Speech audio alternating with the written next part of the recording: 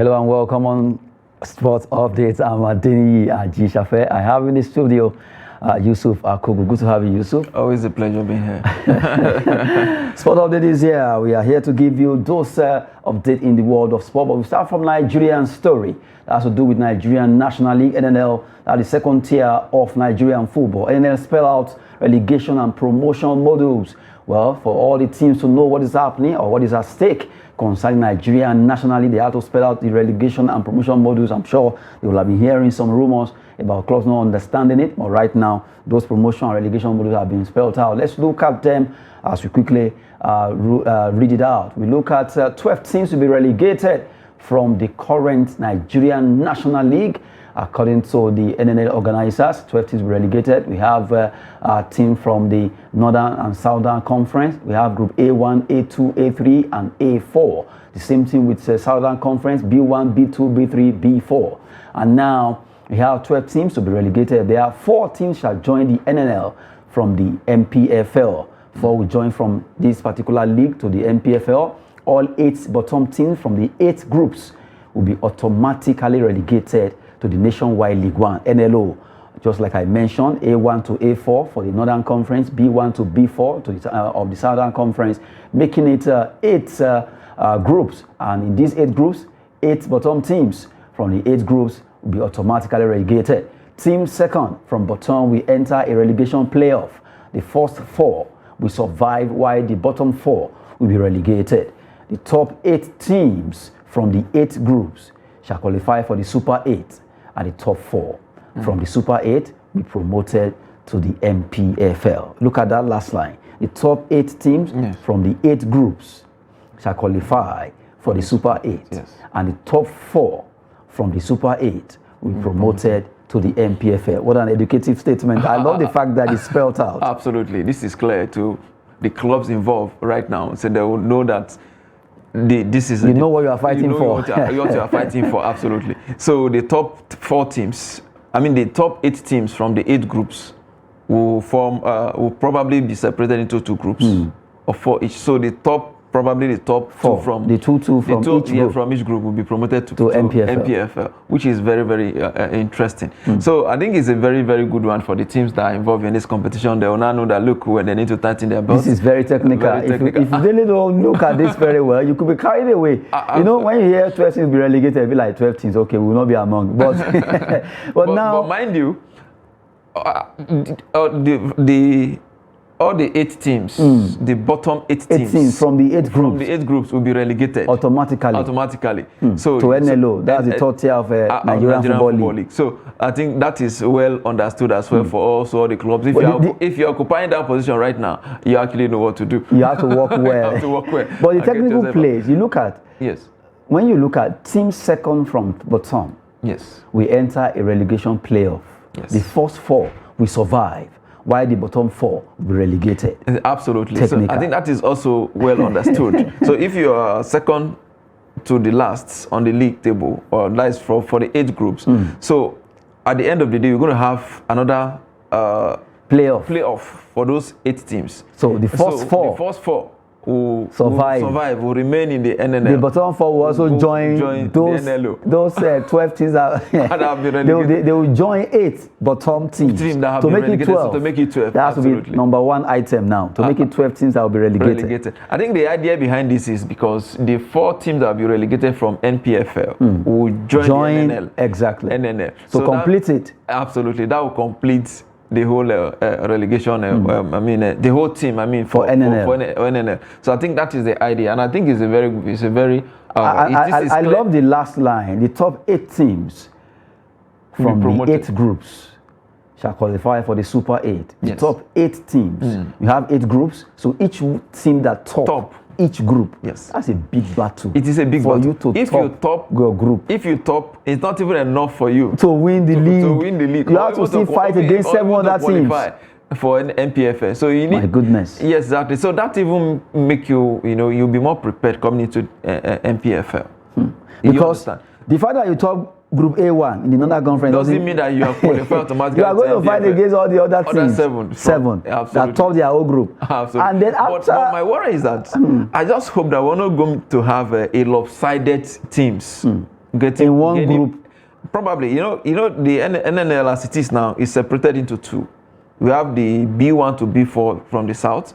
A1 to A4 for the teams in the north. So in a situation whereby you bring all these teams together, all right, the team that top their groups from the north and against the team that tops their group from the south, you brought them together and separated them into two different groups.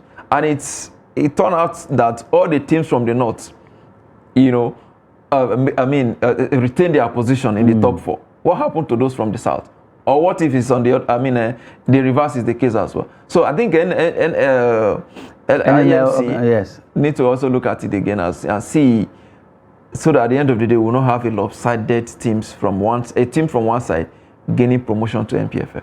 I think it won't be, because 4 will come from the north. Yes. 4 will come from the south, the top. Yes. Because they have the 4 that is coming from the north. You're going to have 2 groups.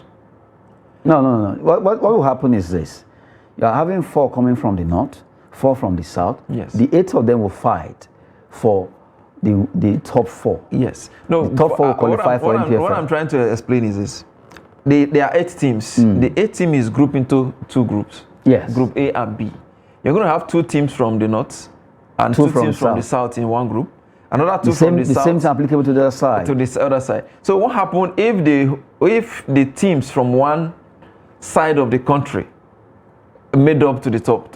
And that's their luck. That means they perform very well. No, seriously, it's very simple. So that is what I'm trying to. If you do well, you can even have all 8 teams. It doesn't matter. What matters most is, as long as you top your group, go and fight for the last team. If either all the team from the north get to qualify for the NPFL, good luck. Yeah, either from the south, good luck. It's now left for them to fight for honors. Well, it doesn't matter maybe there's no whoever gets it. There's no federal character no, in football. Forget about federal character now. Seriously. Performance.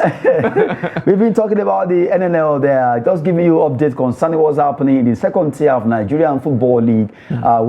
Really, or rather league football now. But from the way it is, it's getting spelled out there from the NNL organizers are trying to see how they can let clubs understand what they are vying for. They are fighting really technically, and also trying to see how they can get to play in the top that Super 8 to qualify for the last 4 that will make it, or the top 4 that will make it to the NPFL, and also those that will be going back to the NNL. But right now, good one from the organizers getting this done to let people get the awareness concerning this particular league. That's the second tier of Nigerian league football, and also we have NLO, Nationwide League 1, where all the bottom teams will be relegating to the Nationwide League 1, the top tier of Nigerian league football there. Well, right now it's getting better. It seems if we get everything right with the way our football is going, it's possible that we are really getting closer to the right track.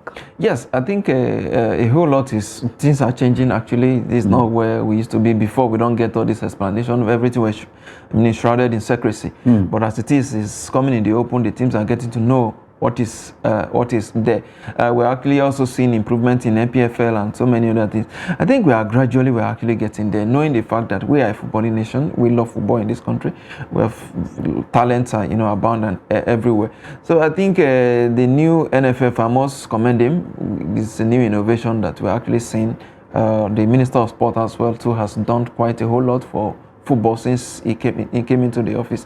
So I think we need to give them that commendation and actually see that we get things right, especially now that our football is in a crisis. I see how we struggle to beat some teams. Even our under 23 could not make it to Olympic. Olympic is even too far. The AFCON. the AFCON, absolutely. AFCON under 23 AFCON before the Olympics, so they couldn't make it there. So I think we need to do more to ensure that we get all our act together and get our football developed. Like I keep saying, I hope that this changes and this innovation we're saying is not tied to individual. I'm always worried because once that individual leave, what happen? So I think we need to build to make it institutional so that anybody that comes in will actually build on the same thing that is on ground. But when you look at Nigerian football, really, we need to get it right, because this is a big business that will earn us a lot of revenue, profit coming to Nigerian government, coming to NFF, everybody, even the market women. Whatever you say, whatever you do, sport can, change a lot of things. And now we're focusing on football. And if you really do it right, the third tier, NLO, the second tier, NNL, the top tier, MPFL, and the women football, NWFL, we have NWFL Championship, we have NWFL Premiership. And if you can get it right, right sponsorship will come. Before you know it, we'll get back to digital, satellite, whatever it is. Our league will be there. Then online, the streaming and all that. Nigerian football, I see if you can sustain this particular tempo, we are getting there. Yeah, I think we need to start looking at the business side of football. I think for not a very just long time, for the fun of it. For a very long time, we've not really done that. We see football as maybe government sees maybe as a liability. Yeah, that every time you're calling, inviting the Super Eagles, you have to bring out money to pay for their allowances, their flight ticket, and all of that. I think we need to look football beyond that. I think football has gotten to a stage where it can actually pay or sponsor itself. I think NFF and whoever that is involved should actually think of how to get real sponsorship for Nigerian football. We have big companies that have the money to sponsor our football, but I really don't think we're actually taking advantage of them as it were. So I think we need to actually do more. I think another thing again is we need to make our league more attractive. I think we've been saying that for years, that they could do gradually is coming to that. But again, what about the visibility? That's another thing that you also need to look at. How many of our games are being televised on TV? How many people watches NPFL on maybe DSTV or any other channel? So I think these are some of the things that all these big corporations are actually looking at before they can actually bring out their money, because they're also looking for value for their money as well. So they won't throw money at you because you're a football club.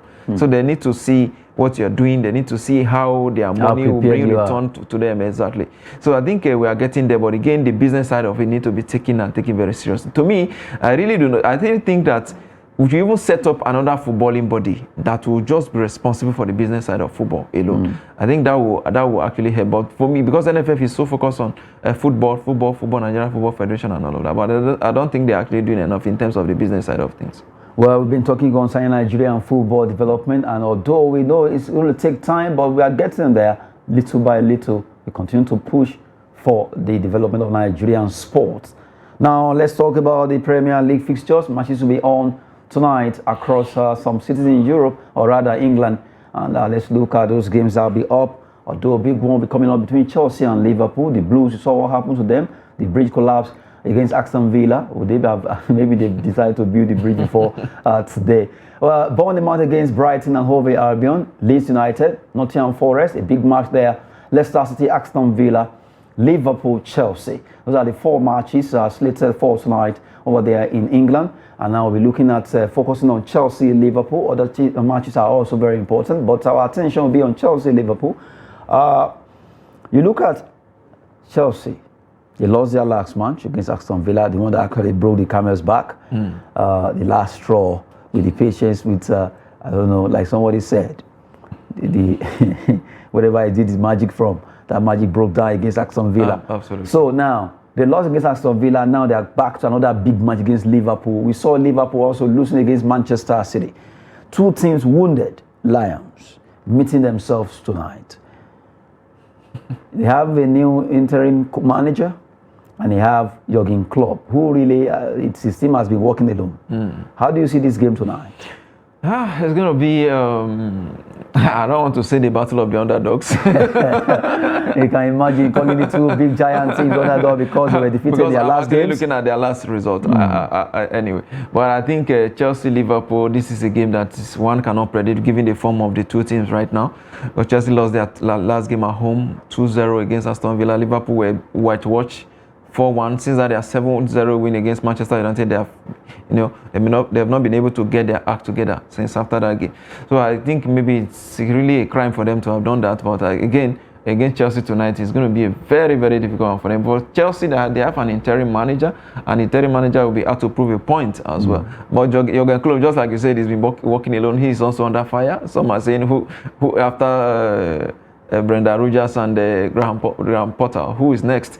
Probably. I actually saw a funny tweet that said, who is next? And I saw Babaga Naro of Lobby Stars rejected the offer to coach. I was like, what's this? And somebody mentioned Abu Mekaba, mentioned Salisu Yusuf. Oh my goodness. Just a way of throwing some bants in the world of football. Absolutely. Do not make it fun, you know. But again, Liverpool Chelsea this night is going to be a very, very tough one. The two teams will not want to lose this one. But again, one team will have to win. I think it's going to be a win for Chelsea tonight against Liverpool, because I think they look like a team that probably wanted it more. Maybe they were not really getting the proper communication from Graham Potter.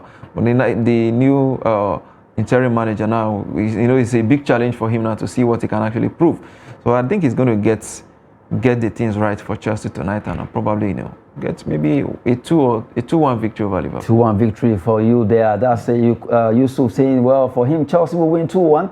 But now let's look at the head-to-head of these two clubs before the game. Although they've met and a lot of times they've played together. You look at, for Chelsea, they've won 21 times, Liverpool 23. You have goals scored by two teams. Liverpool seems to have scored more, 76 against Chelsea, 73, 3 more. And you have clean sheets, 17 for the Blues and 15 for the Cubs. Right now, look at this, 60 Premier League games in between the two.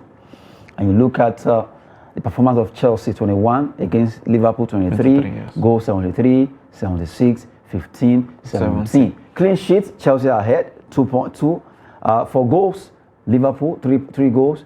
For wins, 23, 21, 2 for Liverpool, more than Chelsea. Yes. But like you said tonight, that it could be 2-1. Well, yes. Looking at it in favor of Chelsea, right? As you said. In favor of Chelsea, absolutely. But I look at Liverpool might just keep up with that particular pace of, well, we are equal now. Yeah, but I think because both of them seems not to be at their best. Yeah, both of them, both Liverpool and Chelsea. Yes. Although a bit you can tilt towards because Chelsea, they have all the players, they have the squad is there, but I still don't understand. I think what Chelsea need right now, they need a manager. If they can understand this, but you see, that's the one problem I always have. It's football. Sometimes you bring in a manager, he'll buy all the players, but putting them together becomes a problem. The only person that was able to do that successfully was Mourinho when he was at Chelsea. When he came in, he looked at the Chelsea culture, footballing culture. If you look at most of the players he brought in then, they were players that were suitable for Chelsea footballing culture. And that was why he was able to achieve what he achieved. But look at what the players that Graham Potter brought. You look at them and like, but is he really Potter that brought these players? Because it seems the hierarchy did this. Yeah, he was the manager. But you know, at times they bypass managers to guess, because if you notice, most of this buying, the players they just got. Most of them are not the players that Graham Potter sanctioned. Yeah, that is why you have crisis in a club. That is why he was unable to perform. Because when you get your own right kind of players, to be very easy because you know them before you go for them. Yes. Same thing is happening to Eric Ten Hag. When Ten Hag came in, they gave him a free hand, bring in your players, the players that you want. And he went in and bring some players, and those players are actually helping him right now. So it's good to work with people that the devil that you know, so to say. But I really think the Chelsea hierarchy, they need to understand that. That has been happening even right from the days of what's his name now? The former Chelsea owner. Abramovich. Yes, I could remember when he brought in Andriy Shevchenko. Shevchenko was never in Jose Mourinho's plan, and we also how because of their friendship. Yes, they're friends. Exactly. So and we also how it ended. So it ended up that Shevchenko became a flop at Chelsea. So, but when you look at the people like Didier Drogba, that Mourinho went after them himself, Michael Essien, John Obi Mikel, these are the players that he brought himself. we saw what they did for Chelsea. But haven't we seen coaches actually brought in players by themselves and the player didn't deliver? We've seen we've seen that in some cases, yes. But sometimes when some players are overrated in some instances, when it doesn't work out in some ways, but in most cases, it works out. Because I remember when what's his name, the former coach of Napoli, this guy, is it Mauricio? No, this former Italian rugged midfielder. Gattuso. When he brought in Victor Osimhen. AC Milan. It was AC Milan he played for. AC Milan, sorry. When he brought in Victor Osimhen, there were a lot of criticism. This guy's from Africa. Why are you buying him so expensive? So $6 million for a young player like this from Africa is a whole lot. But I told them, look, when this boy start delivering, you probably understand that it's worth more than that value. But today he's delivering. Their last game he was injured. We saw how Kvaratskhelia could not deliver them alone. So you need the Victor Osimhen, Kvaratskhelia, right? Kvaratskhelia. Their partnership has been one of the best in Serie A this season. So in the absence of Osimhen, they were whitewashed 4-0. That was one of the worst results this season for Napoli. So I think football coaches should be given free hand to go for players that they feel can help them achieve results. Well, from the way it is right now, the Octopus Yusuf there says 2-1 for Chelsea in that game. And we'll be waiting to see what will Chelsea do right now. They are really under a big threat against Liverpool. They need to win that game to see how they can jump back among the top 10. If they can't do it, a lot of issues here and there concerning football over there at the Stamford Bridge. And also for Liverpool, they've really been working alone. They have not been at their best yet. They are still among the top 10. We'll wait to see that game. A big one there. We'll be giving you more on that by the time we come in our subsequent edition. Right now, let's look at some games that will be coming up in Spanish Copa del Rey. Second leg fixture that has to do with Osasuna versus the team they will be facing there, Atletico Bilbao. Well, the second leg is here. Osasuna actually leading on 1-0 in the first leg. Bilbao will have to work hard to dislodge them, although they play home. A big one there for Atletico Bilbao against Osasuna. Let's go German now. German DFB Cup. Matches will be coming up in the German DFB Cup there. Let's look at those fixtures. We have Eintracht Frankfurt against Union Berlin. Freiburg against Bayern Munich. Bayern Munich, we saw what they did against Borussia Dortmund. And now they will be fired up to play well against against Freiburg rather. I'm actually expecting Bayern to win the game, but you never can tell. Anything can happen. Yeah, but I think in Germany, all games in Germany are just for Bayern to lose.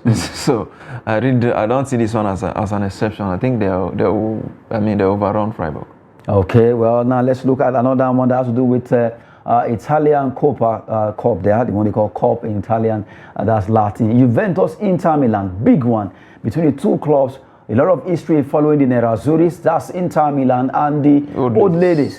Juventus, they are there. They are actually playing in the city of Turin, and they will be ready to do well in this particular game. Yes, I think they need to up their game. They have not really been there this season. Though they are in the UEFA Cup, but again, I think for a club of Juventus caliber, I think they need to do more than that. I think the only option they have to win silverware this season is in the cup competition, and I think against Inter Milan, it's going to be a very difficult one for them. And I think they should be able to get it. Now, Juventus, as they are called, Bianconeri. The Bianconeri face Nerazzurris. I'm speaking Latin now, Okay, when you look at it, really, Juventus have really come up for the fact that they pick up the pieces of being down after 15-point deduction, and they've been able to turn things around. Now they are playing in the Coppa Italia against a team of Inter Milan, who we know right now. When you look at Italian Serie A, you can't just but mention them as one of the giants. Absolutely. The two giants will be facing themselves. Like you said, a tough one is going to be. But if you look at it player by player or coach by coach, I don't know who you are going to be standing with. Well, if you look at it players by players, I think by player, these two teams have very good players. If you look at Inter Milan, you have the likes of Romelu Lukaku is still there. For Juventus. For Juventus, you have Rabiot, you have so many other fantastic players. So if in terms of player by players, pedigree by pedigree, these two teams have equal, category, and I really do not think it's going to. It depends on who wants it the most. Yes. Well, before we go, let's just give you three stories in the world of transfer. Manchester United are in talks about signing fullback Benjamin Pavard from Bayern Munich. They've been on him, and right now talks are ongoing concerning getting that particular French player. Another one, let's quickly look at still on Manchester United. Man United in talks over the signing of Bayern Leverkusen fullback Jeremy Frimpong. Frimpong is right now a Dutch player, but Jeremy Frimpong has been fantastic form for Leverkusen, and United are in talks to get him. And the last one, say Tottenham Hotspur could move for Brendan Rodgers to become their new manager. Let's talk on that briefly. Yusuf, Rodgers to Tottenham. Well, it's possible. He's been there before. He was at Liverpool, so coaching big clubs is really not new to him. So Rodgers to Tottenham, well, it actually depends on what Tottenham are looking for. I have said it before. Are they actually out for silverware, or they are there for the business? Let's see what they want. Absolutely. This time around. At least they should win silverware this time around. Talking about Tottenham against getting the man of the moment. He was sacked by Leicester, but right now they want him. That's Brendan Rodgers. That will be it on Sports Update on Trust TV with Yusuf Akogu. Thanks so much. Always a pleasure being here. I'm Adeniyi Ajishafe. Thanks for watching.